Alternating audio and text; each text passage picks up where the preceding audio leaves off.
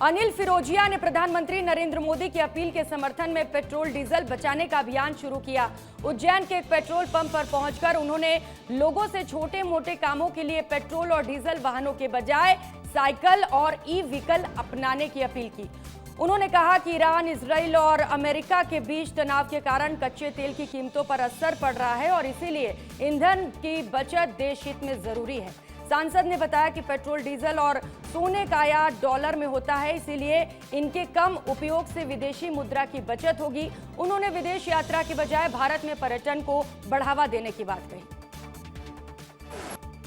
ने भी निवेदन करा है, तो मेरा आज सबसे हाथ जोड़ के निवेदन है कि माननीय प्रधानमंत्री जी की बात आग्रह करा है, उसको भी वो करे, क्योंकि आपने कल देखा होगा उन्होंने अपनी जान की परवाह किए बगैर उन्होंने सब प्रोटोकॉल हटा दिया, सब गार्ड हटा दिए और दो गाड़ी से, वो भी छोटी दो गाड़ी से घूम रहे हैं। तो मेरा आपसे निवेदन है कि वो आग्रह नहीं करते, वो करके दिखाते हैं। और मैंने भी इसलिए ई व्हीकल बदला, ई व्हीकल में घूमूंगा। तो आप सबसे निवेदन है कि आप भी ई व्हीकल को यूज़ करें और पेट्रोल डीजल कम से कम खर्च करें और उसकी बचत करें। यही मेरा निवेदन है। धन्यवाद। प्रधानमंत्री नरेंद्र मोदी की देशवासियों से अपील की थी कि कम से कम उपयोग पेट्रोल और डीजल का करें। उसके बाद आप देख सकते लोकसभा सांसद अनिल फिरोजिया पेट्रोल पंप पर पहुंच गए हैं। जो लोग पेट्रोल और डीजल भरवाने आए उनसे हाथ जोड़कर अपील की जा रही है, कम से कम एक दिन तो आप बिना व्हीकल के घूमें, बिना पेट्रोल और डीजल की गाड़ियों से घूमें। बिल्कुल, मैंने पेट्रोल पंप पे आके, क्योंकि यहाँ पे लोग आ रहे हैं, परिवार सहित भी आ रहे हैं गाड़ियों में, आपने देखा है, तो मैंने उन सबको भी निवेदन करा और उन्होंने चीज़ माना है कि प्रधानमंत्री ने सही आग्रह करा है। हम भी पेट्रोल डीजल की को बचत करेंगे और ई व्हीकल, अभी मेरे को दो युवा बोल के गए कि सर हम भी ई व्हीकल ले लेंगे ताकि हम ई व्हीकल यूज़ करें या साइकिल यूज़ करें। मैं सबसे निवेदन करता हूँ कि एक दिन हम ये प्रण करें कि हम साइकिल से ही चलेंगे,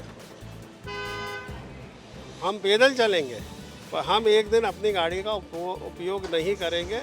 ये भी, उससे भी हमारे पेट्रोल डीजल की बचत होगी। सांसद ने अपील की है अधिक से अधिक ईवी का प्रयोग करें या पब्लिक ट्रांसपोर्ट का यूज़ करें।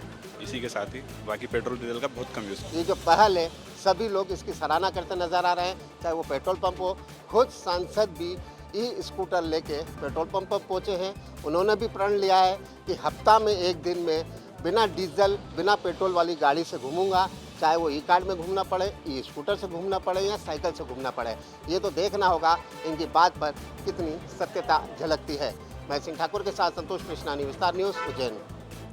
तो एक और सांसद ई स्कूटर पर निकले तो उधर डिप्टी सीएम राजेंद्र शुक्ल ने अपने काफिले में चल रही फॉलो और पायलट वाहन सुविधा वापस कर दी।